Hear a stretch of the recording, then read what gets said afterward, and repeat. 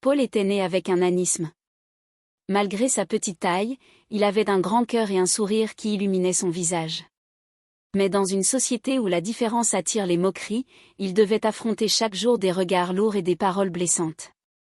Un matin d'automne, Paul monta dans un bus bondé pour se rendre à l'université. Il trouva une place près de la fenêtre et s'assit discrètement, comme à son habitude. Il préférait se faire petit, non pas à cause de sa taille, mais pour éviter les regards indiscrets. Ce jour-là, il portait un pull bleu et une écharpe, espérant se fondre dans la foule.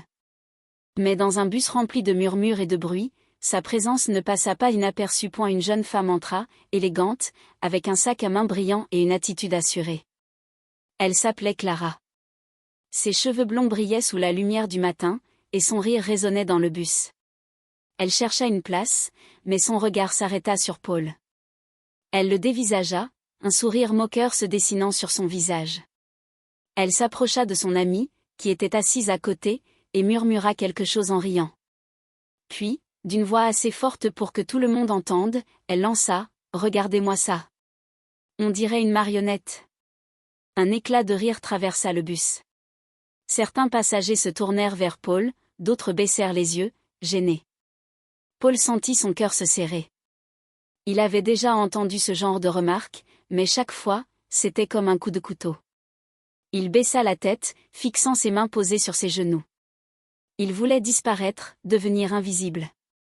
Les rires continuaient, et Clara, encouragée par l'attention, ajouta « Sérieux, il sort d'où, celui-là ?» Son ami pouffa, et le bus sembla vibrer de leur méchanceté. Paul ne répondit pas. Il avait appris, au fil des années, que répondre ne faisait qu'empirer les choses.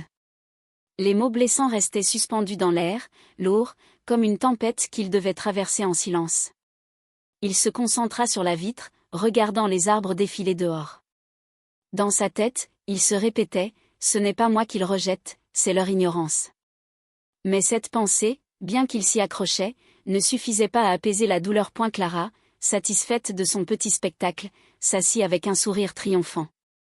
Elle ne voyait pas Paul comme une personne, mais comme une cible facile pour son ego.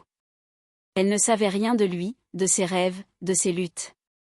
Pour elle, il n'était qu'un moment d'amusement, une façon de briller aux yeux des autres. Les autres passagers, complices par leur silence ou leur rire, renforçaient cette cruauté involontaire. Paul, lui, pensait à sa mère. Elle lui avait appris à ne pas répondre à la haine par la haine. Les gens qui blessent sont souvent ceux qui souffrent le plus, disait-elle. Il essayait de s'en souvenir, mais dans ce bus, entouré de rires, il se sentait seul. Il se demanda si un jour le monde le verrait autrement. Il voulait croire que oui, mais à cet instant, c'était difficile. Le trajet continua, et le bus s'arrêta enfin à l'université.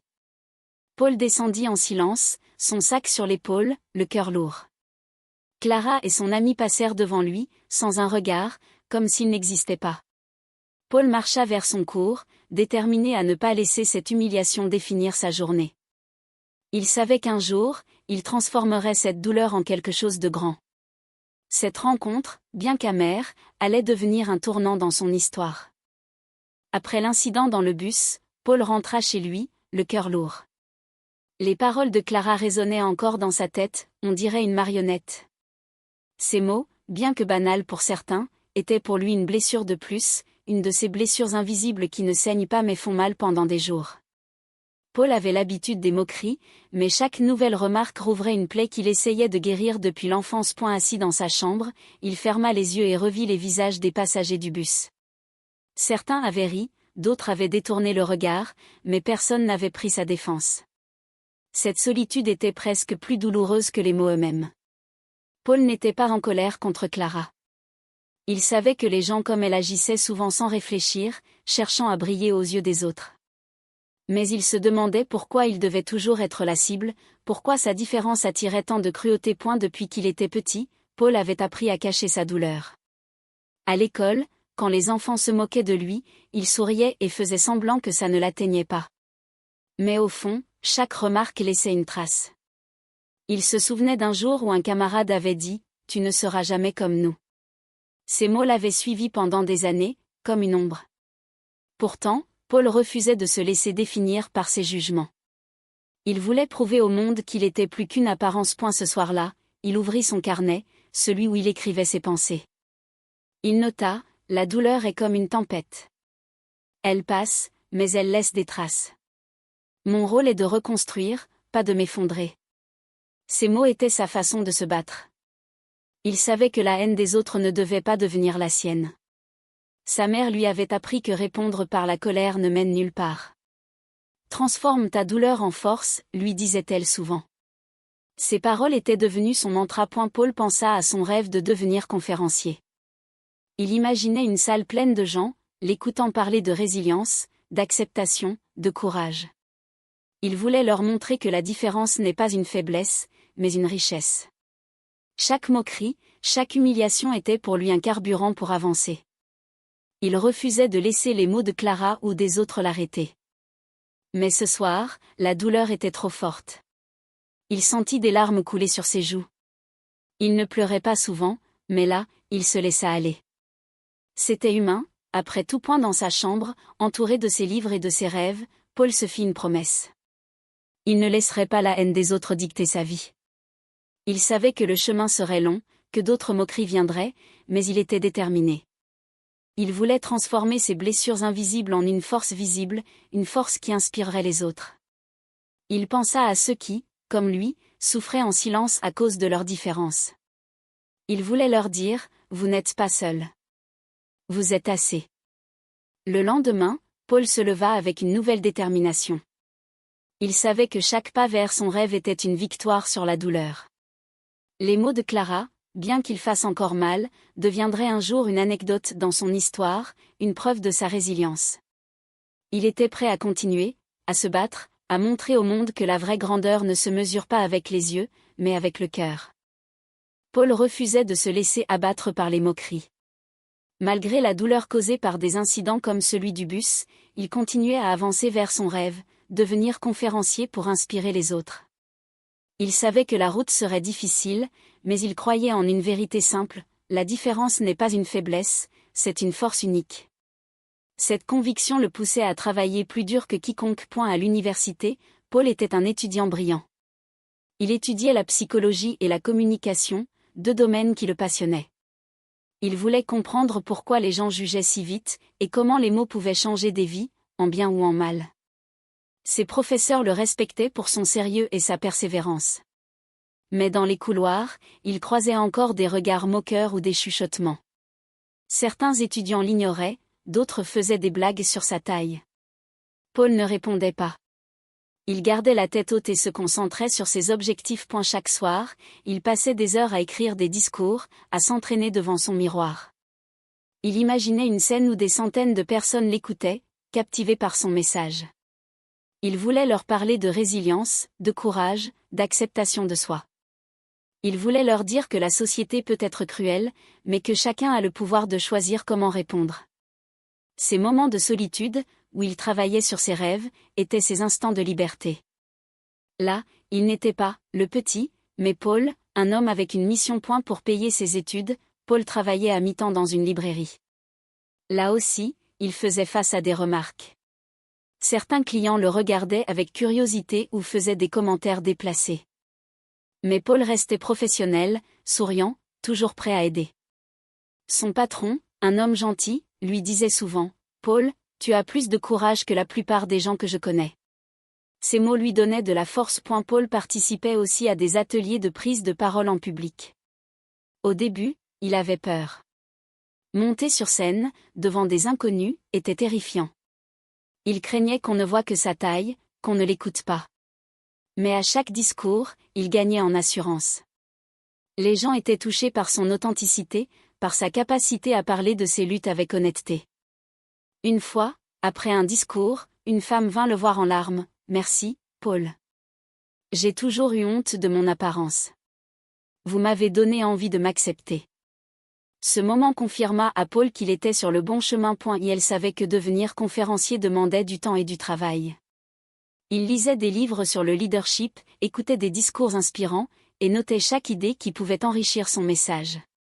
Il voulait que ses paroles touchent les cœurs, qu'elles montrent aux gens que la vraie force vient de l'intérieur.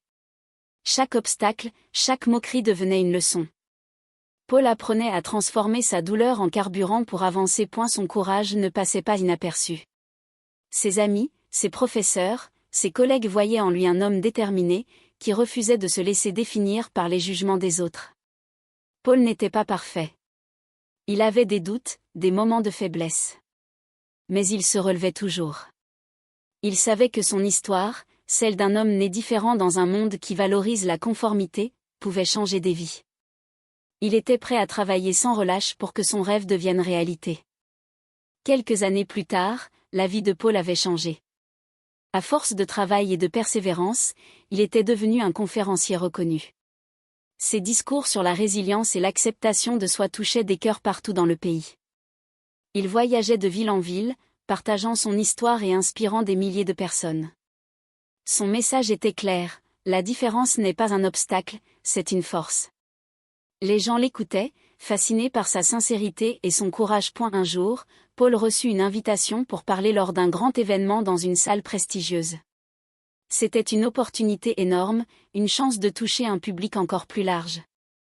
La salle pouvait accueillir des centaines de personnes, et l'événement attirait des gens de tous horizons, étudiants, professionnels, familles.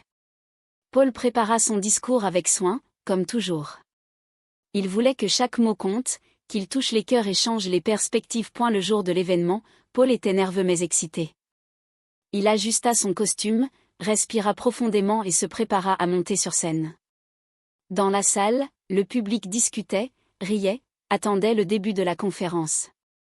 Parmi eux, par un hasard du destin, se trouvait Clara, la jeune femme qui l'avait humiliée dans le bus des années plus tôt. Elle était là pour des raisons professionnelles, ignorant complètement que Paul serait l'orateur principal.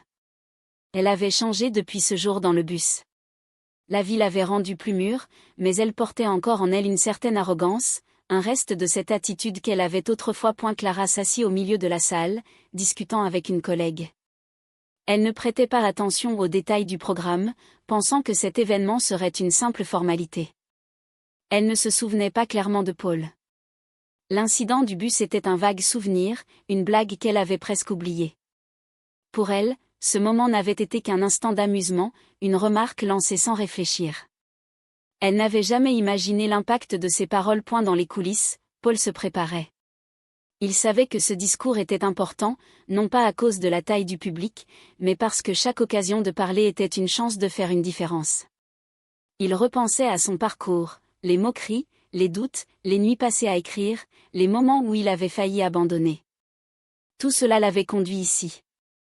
Il était prêt à partager son histoire, à montrer que la douleur peut se transformer en force. Quand l'organisateur annonça son nom, Paul monta sur scène sous un tonnerre d'applaudissements. Clara, dans le public, fronça les sourcils. Ce visage lui semblait familier, mais elle n'arrivait pas à le replacer. Elle murmura à sa collègue, « Je l'ai déjà vu quelque part, non ?» Mais elle ne fit pas le lien immédiatement. Pour elle, Paul n'était qu'un vague souvenir, un homme qu'elle avait croisé un jour, sans importance. Paul, lui, ne savait pas que Clara était là. Il se concentrait sur son discours, sur les visages dans la salle, sur son message. Il voulait parler de résilience, de pardon, de la beauté des différences. Il ne pouvait pas imaginer que ce moment, orchestré par le destin, allait devenir un tournant, non seulement pour lui, mais aussi pour Clara. Ce jour-là, leur chemin allait se croiser à nouveau, et cette rencontre allait changer leur vie à jamais. Paul monta sur scène, un sourire confiant aux lèvres. La salle, pleine à craquer, l'accueillit avec des applaudissements chaleureux. Il ajusta le micro, respira profondément et commença son discours. Sa voix, claire et posée, captiva immédiatement le public. Il raconta son histoire sans détour, son enfance marquée par le nanisme, les moqueries qu'il avait subies, les regards qui le réduisaient à sa taille. Mais il ne parlait pas avec amertume. Au contraire, il parlait avec une force tranquille, une sagesse qui touchait les cœurs. Il décrivit des moments précis, comme ce jour dans le bus où une jeune femme l'avait humilié en le traitant de « marionnette ». Il n'accusa personne, ne chercha pas à faire honte. Il expliqua simplement ce que ces mots avaient provoqué en lui, une douleur profonde, mais aussi une détermination à ne pas se laisser définir par la cruauté des autres. Les mots peuvent blesser, dit-il, mais ils peuvent aussi nous pousser à devenir meilleurs. J'ai choisi de transformer ma douleur en force. Paul parla de son parcours, de ses études, de son rêve de devenir conférencier. Il raconta comment chaque obstacle l'avait rendu plus fort, comment il avait appris à aimer sa différence. On peut se moquer de ma taille, mais jamais de mes rêves, lança-t-il. Ce n'est pas la hauteur du corps qui compte, mais la grandeur du cœur. La salle entière éclata en applaudissements. Des gens essuyaient des larmes, touchés par son honnêteté et sa résilience. Elle aborda aussi le pardon. J'ai appris à pardonner ceux qui m'ont blessé, dit-il. Non pas parce qu'ils le méritaient, mais parce que je refusais de porter leur haine en moi. Le pardon, c'est se libérer soi-même. Ces mots résonnaient dans la salle, simples mais puissants. Il invita le public à réfléchir. La prochaine fois que vous jugerez quelqu'un sur son apparence, demandez-vous ce que vous ne voyez pas. Chaque personne a une histoire, des rêves, des luttes. Dans le public, Clara était figée. Les mots de Paul la frappaient comme une vague. Elle se souvenait maintenant, avec une clarté douloureuse, de ce jour dans le bus. Elle revoyait son propre rire, ses paroles cruelles, les rires des autres passagers. À l'époque, elle n'avait pas pensé à l'impact de ces mots. Elle voulait juste attirer l'attention, se sentir importante. Mais maintenant, face à Paul, elle voyait l'homme qu'il était devenu, fort, inspirant, admirable. Paul continua, partageant des anecdotes sur sa vie, des moments où il avait douté de lui, mais aussi des victoires qui l'avaient fait grandir. Il parla de sa mère, de ses amis, de ceux qui l'avaient soutenu. Il encouragea le public à être des alliés pour ceux qui se sentent différents, à utiliser leurs mots pour construire, pas pour détruire. Vous avez le pouvoir de changer une vie, juste avec vos paroles, conclut-il. Quand il termina, la salle se leva pour l'applaudir. Les gens criaient, pleuraient, touchés par son message. Paul, ému, salua humblement. Il ne savait pas que parmi ces visages, celui de Clara était noyé de honte et de regret. Ce discours n'était pas seulement une leçon pour le public, mais une révélation pour elle. Paul venait de montrer, sans le savoir, que la véritable grandeur n'a rien à voir avec l'apparence, mais tout à voir avec le courage et la compassion. Clara était assise dans la salle, immobile, tandis que les applaudissements résonnaient autour d'elle. Les mots de Paul tournaient en boucle dans sa tête. Chaque phrase, chaque anecdote semblait s'adresser directement à elle. Elle revoyait la scène du bus, des années plus tôt, avec une clarté douloureuse. Elle se souvenait de son rire, de ses mots cruels, on dirait une marionnette. À l'époque, elle n'avait pas mesuré la portée de ses paroles. C'était juste une blague, une façon d'attirer l'attention. Mais maintenant, face à Paul, elle comprenait l'ampleur de sa faute. Son visage s'enflamma de honte. Elle baissa les yeux, incapable de regarder Paul sur scène. Lui, il parlait avec une telle force, une telle dignité. Il racontait comment il avait transformé les moqueries en carburant pour avancer, comment il avait choisi de ne pas répondre à la haine par la haine. Clara, elle, se sentait petite, minuscule, non pas à cause de sa taille, mais à cause de ses actions passées. Elle qui avait toujours aimé être au centre de l'attention, elle souhaitait maintenant disparaître. Pendant le discours, Clara repensa à sa vie. Elle avait grandi dans une famille où l'apparence comptait plus que tout. Sa mère lui répétait qu'il fallait être belle, populaire, parfaite. Elle avait appris à juger les autres rapidement, à se moquer pour se sentir supérieure. Ce jour-là, dans le bus, elle avait agi sans réfléchir, suivant cet instinct qu'on lui avait inculqué. Mais en écoutant Paul, elle réalisa que ses paroles avaient laissé des cicatrices, qu'elles avaient blessé un homme qui ne le méritait pas. Elle se souvenait des rires des autres passagers, de l'humiliation dans les yeux de Paul. À l'époque, elle n'avait pas vu sa douleur. Elle n'avait vu qu'un homme différent, une cible facile. Mais maintenant, elle voyait l'homme qu'il était devenu, un conférencier brillant, un symbole d'espoir, quelqu'un qui transformait sa douleur en inspiration. Et elle était là, dans le public, obligée d'applaudir celui qu'elle avait méprisé. Clara sentit une boule dans sa gorge. Elle voulait pleurer, crier, s'excuser, mais elle restait clouée à son siège. Chaque mot de Paul était comme un miroir tendu devant elle, lui montrant ses erreurs, son arrogance. Elle repensait à toutes les fois où elle avait jugé les autres, où elle avait ri sans penser aux conséquences. Elle se demandait combien de personnes elle avait blessées sans le savoir, combien de Paul, elle avait croisé dans sa vie. Quand Paul termina son discours, la salle explosa en applaudissements. Clara applaudit aussi, mais ses mains tremblaient. Elle se sentait exposée, comme si tout le monde pouvait voir sa honte. Elle voulait partir, fuir cette salle, mais ses jambes refusaient de bouger. Elle savait qu'elle ne pouvait pas effacer le passé, mais elle se demandait si elle pouvait se racheter. Les mots de Paul sur le pardon résonnaient en elle. Le pardon, c'est se libérer soi-même. Mais comment demander pardon à quelqu'un qu'on a blessé si profondément? Clara resta assise, le cœur lourd, tandis que la foule continuait d'applaudir. Elle savait que ce moment marquerait un tournant dans sa vie.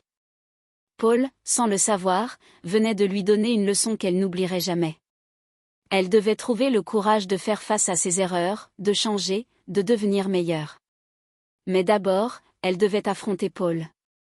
Quand la conférence se termina, la salle se vida peu à peu.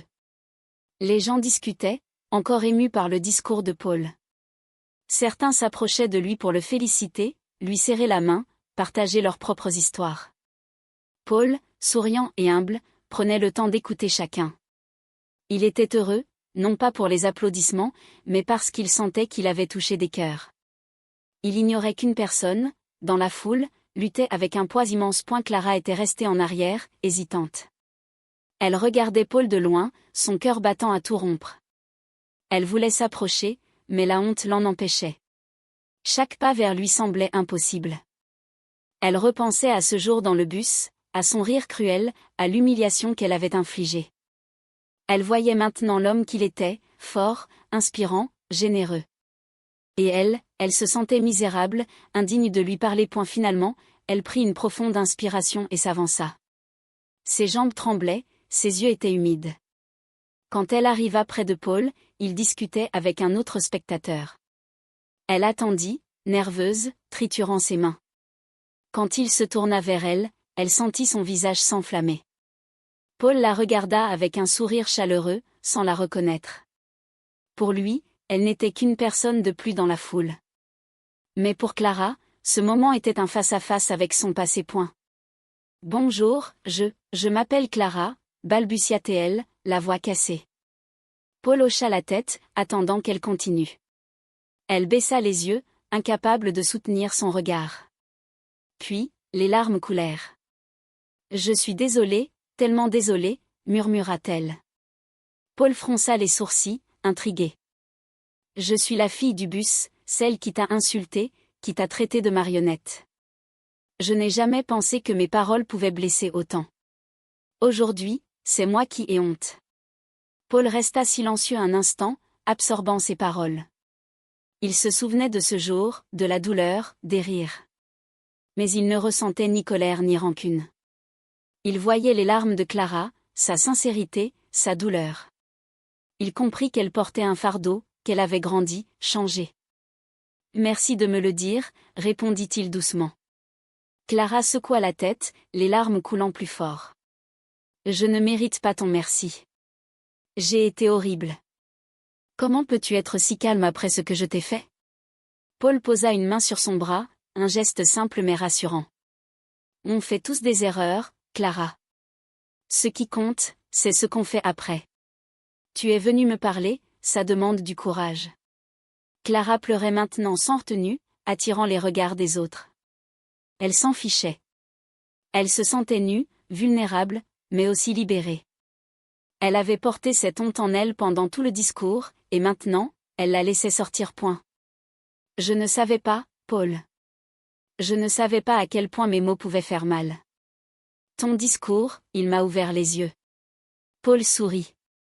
Là alors, c'est une victoire. Si mes mots t'ont touché, c'est que ma douleur n'a pas été vaine. Clara tomba presque à genoux, submergée par l'émotion. Elle n'avait jamais rencontré quelqu'un d'aussi grand, pas dans sa taille, mais dans son cœur. Elle promit, à elle-même et à Paul, de ne plus jamais juger sans réfléchir, de ne plus blesser par ignorance. Ce moment, douloureux mais libérateur, allait changer sa vie à jamais. Clara, en larmes, était face à Paul, ses excuses encore suspendues dans l'air. Elle s'attendait à de la colère, à du mépris, mais Paul la regardait avec une douceur qui la déstabilisait. Il n'y avait ni jugement ni rancune dans ses yeux, seulement une compréhension profonde. Clara, bouleversée, ne comprenait pas comment il pouvait être si calme face à quelqu'un qui l'avait blessée. Elle se sentait petite, mais pour la première fois, elle voulait apprendre de cette douleur. Paul prit la parole, sa voix douce mais ferme. Clara, la vraie grandeur, ce n'est pas de ne jamais tomber, mais de savoir se relever. Ce jour-là, dans le bus, tes mots m'ont fait mal. Mais je t'ai pardonné il y a longtemps. Pas pour toi, mais pour moi. Porteur la haine, c'est trop lourd. J'ai choisi de transformer mes blessures en force. Clara, secouée par ces mots, sentit une vague de soulagement mêlée de honte. Elle murmura, « Comment fais-tu ? Comment peux-tu pardonner si facilement ?» Paul sourit, un sourire qui portait des années de lutte et de victoire. Ce n'est pas facile. Ça prend du temps. Mais j'ai appris que le pardon n'est pas une faiblesse, c'est une libération. En te pardonnant, je me suis libérée de la douleur que tu m'as causée. Et aujourd'hui, en venant me parler, tu m'as montré que tu veux changer. C'est ça, la vraie force. Clara tomba à genoux, submergée par l'émotion. Elle n'avait jamais rencontré quelqu'un d'aussi sage, d'aussi généreux. Elle repensait à sa vie, à toutes les fois où elle avait jugé les autres sans réfléchir, où elle avait ri pour se sentir supérieure. Elle voyait maintenant le poids de ses actions, pas seulement sur Paul, mais sur tous ceux qu'elle avait peut-être blessés. Je veux être meilleure, Paul. Je veux apprendre de toi, dit-elle entre deux sanglots. Paul s'agenouilla à son niveau, un geste simple mais puissant. Tu le es déjà, Clara. En venant ici, en affrontant ta honte, tu as fait le premier pas. Clara pleurait, mais ses larmes étaient différentes maintenant. Ce n'étaient plus seulement des larmes de regret, mais aussi d'espoir. Elle sentait qu'elle pouvait changer, qu'elle pouvait devenir une personne plus bienveillante, plus consciente. Paul continua, les blessures nous façonnent, mais elles ne nous définissent pas. Ce qui te définit, c'est ce que tu fais maintenant. Utilise cette douleur pour grandir, pour aider les autres. Ces mots résonnèrent en elle comme une promesse. Autour d'eux, quelques personnes observaient, émues par la scène. Clara se releva, essuyant ses larmes. Elle regarda Paul et dit, « Merci. Merci de ne pas m'avoir jugé comme je t'ai jugé. » Paul hocha la tête. On a tous une chance de faire mieux. Saisis-la. Clara promit de ne jamais oublier cette leçon. Elle savait que ce moment, cette rencontre, resterait gravée en elle pour toujours. En partant, Clara se sentait différente. Elle n'était plus la femme arrogante du bus. Elle voulait maintenant vivre avec compassion, écouter avant de juger, construire plutôt que détruire. Paul, lui, continua son chemin, heureux d'avoir touché une vie de plus. Il savait que le pardon qu'il avait offert à Clara n'était pas seulement un cadeau pour elle, mais aussi une victoire pour lui. Ce moment, simple mais profond, prouvait que l'amour et la compréhension peuvent guérir même les blessures les plus profondes. L'histoire de Paul et Clara se répandit rapidement dans la ville. Les gens qui avaient assisté à la conférence, ceux qui avaient vu l'échange entre eux, partageaient cette histoire avec émotion. Elle devint un symbole d'espoir, de résilience et de rédemption. Paul, avec son courage et sa générosité, était devenu bien plus qu'un conférencier. Il était une inspiration, une preuve vivante que la dignité et la force intérieure surpassent les apparences. Paul continua ses conférences, voyageant à travers le pays, puis à l'international. Partout où il allait, il racontait son histoire, non pas pour se vanter, mais pour montrer que chacun peut surmonter ses épreuves. Il parlait des moqueries, des doutes, mais aussi du pouvoir du pardon et de l'acceptation de soi. Son message touchait des milliers de personnes. Des gens lui écrivaient pour lui dire qu'il les avait inspirés à affronter leurs propres insécurités, à se battre pour leurs rêves, à être plus gentils avec les autres. Clara, de son côté, changea profondément. Après sa rencontre avec Paul, elle décida de s'engager dans une association qui aidait les personnes victimes de discrimination. Elle voulait réparer, à sa manière, les erreurs de son passé. Elle parlait souvent de Paul, de son discours, de son pardon. Elle racontait comment un homme qu'elle avait humilié lui avait appris la compassion et le courage. Clara devint une voix pour ceux qui souffraient en silence, utilisant son histoire pour sensibiliser les autres points dans la ville. L'histoire de Paul devint une légende locale.